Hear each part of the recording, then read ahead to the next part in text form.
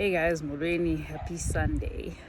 Um, so I usually write these Substacks as a process for me to kind of diarize for myself and also just to share the period that I'm going through, which is the in between the chrysalis.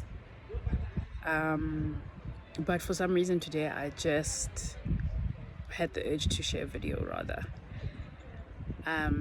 which is kind of daunting a little bit because I'm camera shy and a big overthinker. But anyway, here goes. I just wanted to share this thing that we're allowed to change our minds. I am sitting in, and we're allowed to change our minds without shame, without feeling like a fraud or, because you've had this proclamation or this conviction about something and then all of a sudden you change your mind. I am sitting in an Airbnb in Johannesburg. Very laughable for me because I left Johannesburg 8 years ago for Cape Town at the time. And I left Joburg because I felt that I wasn't able to live the lifestyle that I had in mind for myself. I wasn't able to fully be me in Johannesburg. I'm a person who likes the quiet. My happy place is my home in the village. That's my happy place. That is my total place of peace. And so I find that I am always looking for something close to that, but obviously having to be in a city. And so when I moved to Cape Town as well, I didn't quite enjoy the city and I ended up moving in the outskirts, but still being close enough to be able to drive into the city. But that's not the point of this video, so I digress. The point is, I was living in Portugal before now.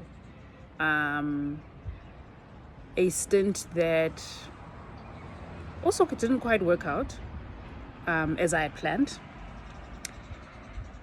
Like most things in life, we plan and God laughs. So his joke is that, well, I don't quite know what the joke is as yet, but I'm living the chrysalis. And right now I'm honestly just following my curiosities. And so when I left Joburg, I had conviction. I proclaimed that you would not pay me enough to live in Johannesburg again. And whenever I used to come back for a few days or a few nights because I had to come back for work or meetings, etc., I wanted to run away. I didn't want to spend too much time in Joburg. And people who know me can attest to, how I felt about Joburg. So it is much to my surprise to myself, that I find myself back in Johannesburg for a period that I also don't know. But as soon as I landed from Portugal back to South Africa and I landed in Johannesburg, there is a spirit that pulled me here. I don't know how to explain it, but I just all of a sudden had this pull.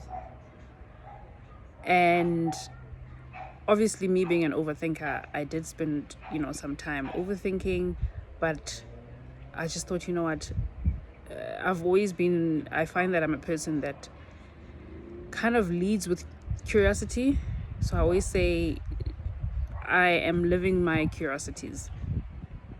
And so I am back here.